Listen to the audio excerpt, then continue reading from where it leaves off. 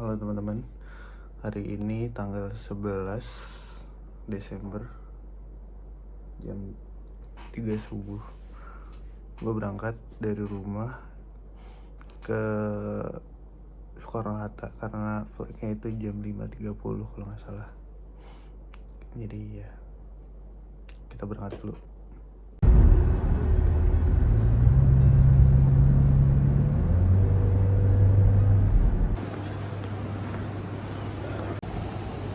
Baru aja sampai di Soekarno-Hatta Terminal 3 jam 4.30. Sekarang gue lagi nyari boarding gate-nya. Gue baru aja dari imigrasi dan sekarang lagi nyari gate-nya. Gue baru sampai di sana kira-kira jam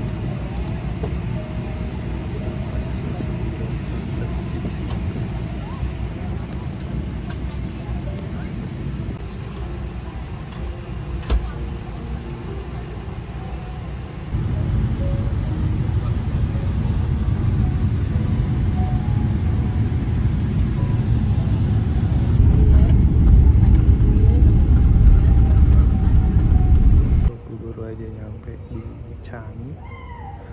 Ini gue lagi duduk bentar karena gue lupa beli paket roaming ya guys. Jadi gue gak bisa internetan. Gue mau coba untuk beli paket roaming karena gue malas banget beli SIM card. So ya.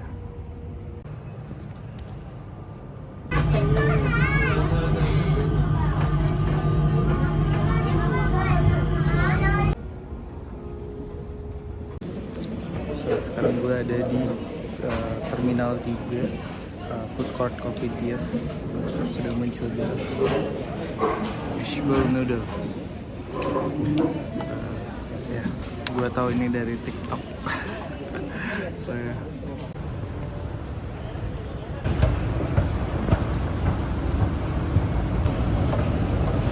Gue baru mau cabut dari Changi naik MRT.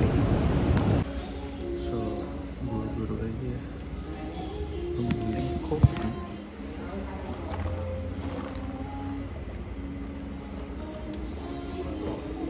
di coffee shop namanya Fahrenheit dan menunggu temen sih.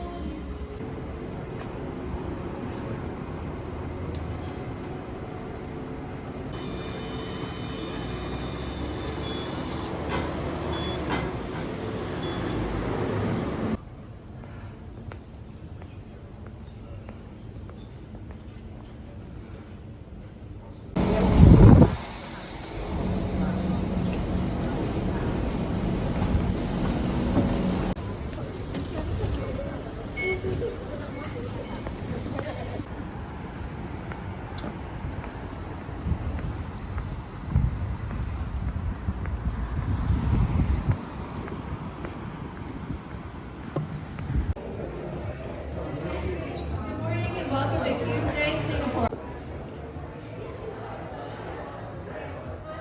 So please welcome Adityo and Joshua to the stage. Thank you.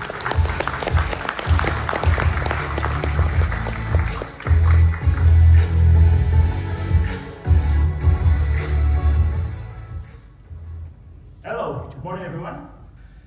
From just a simple one column of balanced value back then to a full-fledged financial service provider. Okay, let's start. Good afternoon, folks. Happy to see all of you here today, but not quite happy with the technical issues that we got. Okay, so now me, Gio, and my friend here, Giri, will walk you through to our journey to support 10,000 ArgoCD apps. First, you can find us on our social media. And a brief introduction to our company, GoTo Financial. This is the financial group of GoTo, the leading digital ecosystem in Indonesia. And let's talk about our journey in tuning the parameters and configurations of our ArgoCD instance to scale and support more than 10,000 apps that we have. Next. The short answer to this question is that currently we have multiple incentives to intertwine the economic growth with cloud and digital.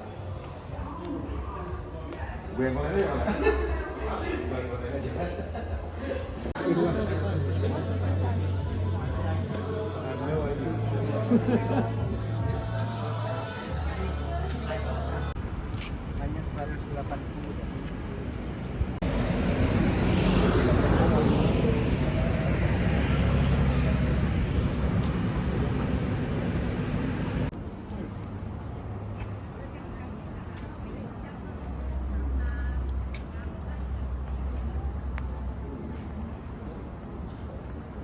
Manuan itu dari mana sih? Gua dari dulu kayak miskonsepsi, wah ini dari Manu Maen.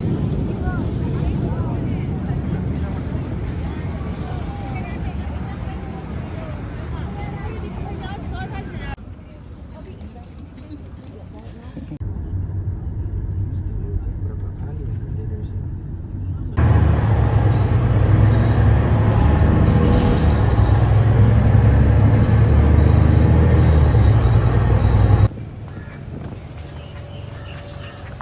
So hari ini mau pulang.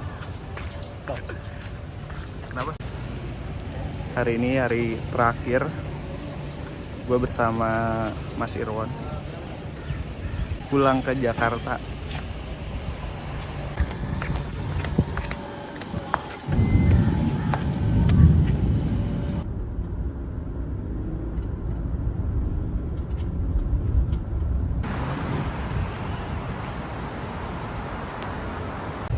So gue baru aja sampai di Changi Terminal 2. Hari ini mau pulang jam 14 kalau nggak salah. Gue naik Singapore Airlines juga.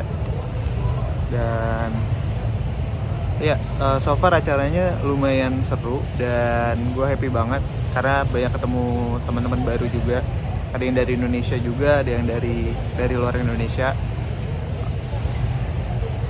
So far gue happy banget bisa datang di acara KUBE-Days di Singapura ini. Di acara KUBE-Days ini gue belajar banyak banget. Salah satunya yang gue lihat adalah tren dari platform engineering ini gitu. Dan ada beberapa hal juga terkait network policy yang akhirnya gue tahu cara kerjanya kayak open policy agent itu dari acara ini gitu. Mungkin di sini teman-teman ada yang tertarik juga buat ikutin acara ini dan pengen coba apply scholarship. Mungkin teman-teman bisa coba juga, siapa tahu beruntung untuk dapetin scholarship untuk datang ke acara-acara conference atau Kubernetes Day yang ada di luar negeri. So I think that's it video kali ini, dan gue mau lanjut pulang ke Indonesia. Bye bye.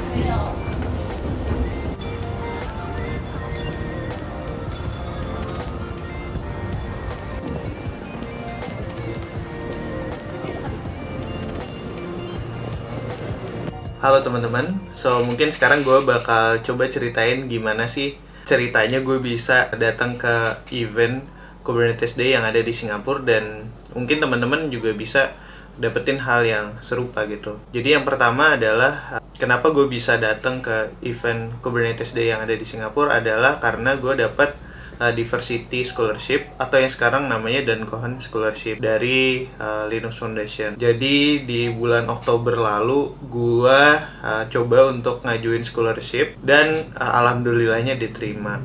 Nah mungkin sekarang gue pengen coba cerita sedikit gimana sih caranya kita bisa datang ke luar negeri, ke acara-acara conference atau Kubernetes Day yang ada di luar, dan kita dibayarin gitu. Nah sebenarnya secara garis besar ada dua cara yang bisa kita lakuin, yaitu yang pertama kita submit proposal as a speaker, jadi artinya kita menjadi pembicara di event atau conference, dan yang kedua adalah kita apply scholarship. Scholarship ini ada banyak banget nih teman-teman, kalau nggak salah kemarin aku lihat ada 3. Yang pertama itu ada scholarship untuk maintainer. Jadi misalnya kita maintainer dari salah satu project dari ekosistemnya CNCF, itu kita bisa ngajuin. Nah, yang kedua adalah diversity scholarship atau yang sekarang udah di rebrand jadi Dan Cohen Scholarship. Nah, ini tuh ditargetkan untuk peserta atau audience yang bisa dikategorize as a inclusive group atau marginalized group, dan Indonesia itu masuk gitu. Jadi kita bisa apply via diversity scholarship ini. Nah, yang ketiga kalau nggak salah ada need base, tapi aku juga kurang ngerti yang need base ini kriterianya seperti apa. Tapi mungkin aku bakal coba ngedetailin tentang yang diversity scholarship ini ya. Nah, pada waktu itu mungkin aku cerita sedikit kali ya gimana aku nge-apply diversity scholarship ini. Jadi aku coba untuk masuk ke halaman eventnya. Jadi misalnya teman-teman mau datang ke event KubeCon yang ada di Europe gitu. Nah, biasanya di page eventnya itu mereka ada section sendiri yang namanya scholarship. Teman-teman bisa klik itu dan apply di situ. Nanti ada pilihannya. Nah, teman-teman bakal apply yang diversity scholarship. Hal-hal apa aja sih yang ditanyain di dalam form itu, atau apa aja sih yang perlu kita persiapkan gitu. Pertama adalah data diri teman-teman, kayak nama teman-teman, lahirnya kapan, gender, terus sekarang tinggal di mana dan segala macamnya. And then ada beberapa komponen penting nih nantinya. Mungkin aku rangkup jadi 3 aja kali ya. Nah, yang pertama adalah kenapa CNCF atau Linux Foundation harus ngasih scholarship ini ke teman-teman gitu.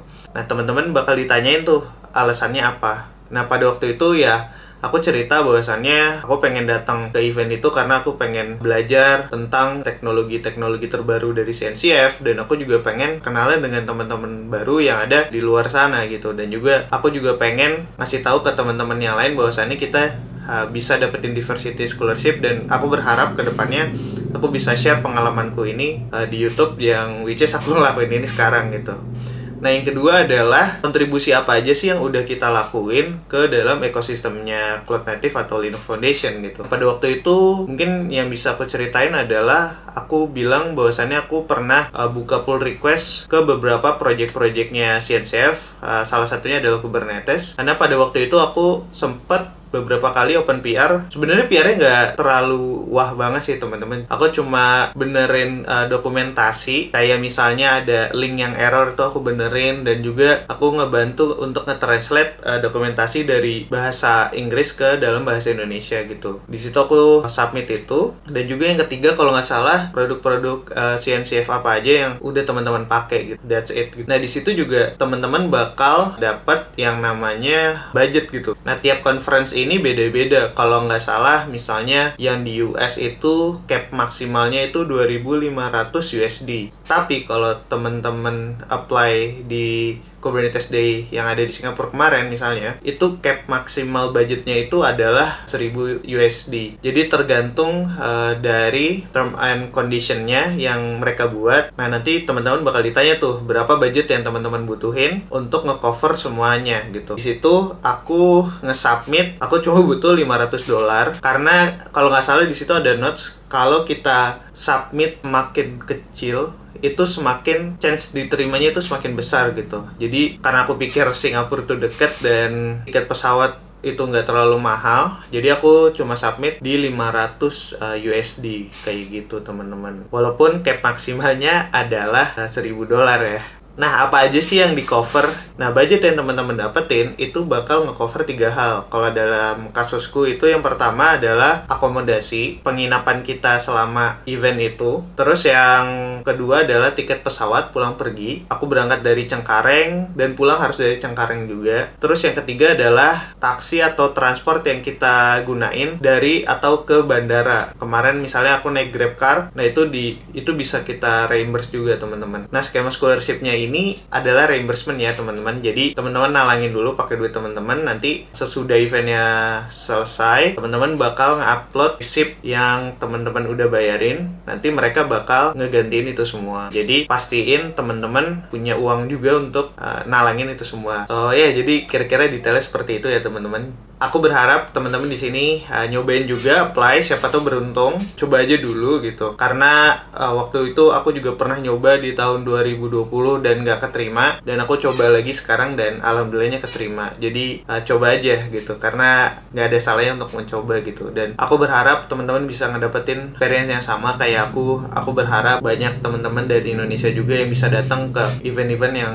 ada di luar negeri, event-event conference, dan kita bisa ngebawa ilmu itu semua dan kita bisa sharing ke teman-teman yang lain yang ada di Indonesia ini. Dan aku juga berharap aku dan kita semua mungkin bisa pergi ke conference yang ada di luar negeri, nggak hanya jadi peserta, tapi kita bisa jadi pembicara juga di sana dan bisa share tentang hal-hal yang udah kita lakuin mungkin di company kita yang ada di Indonesia. So I think that's it. Semoga video ini bermanfaat buat teman-teman. Kalau misalnya teman-teman punya pertanyaan, langsung aja komen di bawah. Dan sampai jumpa di video selanjutnya. Bye bye.